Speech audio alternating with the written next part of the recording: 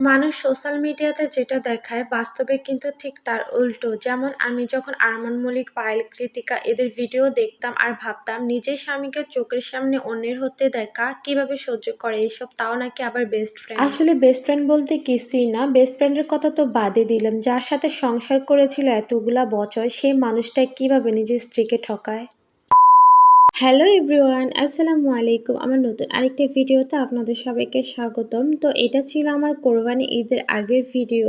আমি আমার বাবার বাড়িতে যাব, তো তার জন্য আমি আমার শাশুড়ি মাকে দুপুরে রান্না করে দিয়েছিলাম। তো বাবার বাড়িতে যাওয়ার পরে কি কি করেছি, এমনকি বাবার বাড়ি থেকে আসার পরে কি কি করেছি সবকিছু আজকের ভিডিওতে দেখতে পারবেন। আর আমি আপনাদের সাথে কিছু কথা শেয়ার করব, যেটা না বললেই না, কারণ আমি আজকে কয়েকদিন ধরে বিগ বসের যে টক শোটা হয়েছিল ওইটাতে যখন আরমানদের ফ্যামিলির ব্যাপারে সবকিছু দেখেছিলাম তখন আমার মনটা অনেক খারাপ হয়ে গেছিল। আসলে মানুষ দুনিয়াতে কাকে বিশ্বাস করবে? বেস্ট ফ্রেন্ডের কথা তো বাদে দিলাম, যে মানুষটার সাথে এতগুলা বছর সংসার করেছে সেই মানুষটা কিভাবে নিজের স্ত্রীকে ঠকায়। আমি যখন এদের ভিডিওগুলো প্রায় দেখতাম আর ভাবতাম নিজের স্বামীকে চোখের সামনে অন্যের হতে দেখা কিভাবে সহ্য করে এসব, তাও নাকি আবার বেস্ট ফ্রেন্ড। টক শোতে যখন পায়েলের সতীন, কৃতিকা তাদের সম্পর্কে এবং বিয়ের বিষয়ে বলেছিল তখন কেবল আমি পায়েলের দিকে তাকিয়েছিলাম। রীতিমতো কান্না করে যাচ্ছিল পায়েল। কত শত অভিমান, কষ্ট মনে জমা রেখে হাসি মুখে জীবন পাড়ি দিয়েছেন, তা তার কান্না দেখে স্পষ্ট বোঝা যাচ্ছে বেস্ট ফ্রেন্ড বলতে না আসলে কিচ্ছুই হয় না ভাই। পায়েলের ওই দিনের কথাগুলো শুনে মনে হয়েছিল যে ওর ভেতরে একটা চাপা কষ্ট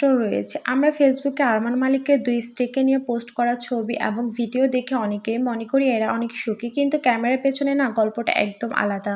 নাজিম, মিম আর তানিশার মতোই কিন্তু অনেকটা, কারণ আরমান মালিকের প্রথম স্ত্রী পায়েলের বেস্ট ফ্রেন্ড ছিল কৃতিকা। পায়েল এবং আরমানের প্রথম সন্তানের জন্মদিনের পার্টিতে কিন্তু প্রথম কৃতিকার সাথে আরমানের দেখা হয়। এরপরে কিন্তু পায়েল, আরমান এবং কৃতিকা মিলে অনেকগুলো ছবি তোলে। কৃতিকা ছবিগুলো চায় পায়েলের কাছে, তখন পায়েল তার স্বামী আরমানের ফোন নাম্বার দেয় কৃতিকাকে। এরপর ছবি নিতে গিয়ে প্রেম হয়ে যায় তাদের। এরপর কোনো একটা কারণে 7 দিন পায়েলের বাড়িতে থাকে কৃতিকা, আর এই 7 দিনই পায়েলের কপালের ওপর পা তুলে দিয়ে আরমানকে দখল করে নেয় কৃতিকা, একদম তানিশার মতো করে। বেচারি পায়েলের মা বাবা কেউ ছিল না বলে, এমনকি একটা ছোট ছেলেকে রেখে কোথাও যাওয়ার মতো জায়গা ছিল না তার, তাই সে বুকের ওপর পাথর বেঁধে নিজের বেস্ট ফ্রেন্ডের সাথে স্বামীর বিয়ে মেনে নেয়। আসলে বাধ্য না হলে কেউ শখ করে নিজের স্বামীর বা কাউকে দিতে চায় না। নিজের চোখের সামনে স্বামী যখন আরেকজনকে নিজের চেয়ে বেশি ভালোবাসে তখন সেই দৃশ্যটা একটা মেয়ের জন্য কতটা কষ্টের সেটা সে মেয়েটাই জানে। বাইরের থেকে না আসলে আমরা অনেক কিছুই বুঝি না, তাই কখনো না নিজের সংসারে কোনো তৃতীয় ব্যক্তিকে জায়গা দিতে নেই, হোক সেটা বেস্ট ফ্রেন্ড আর হোক সে অন্য কেউ।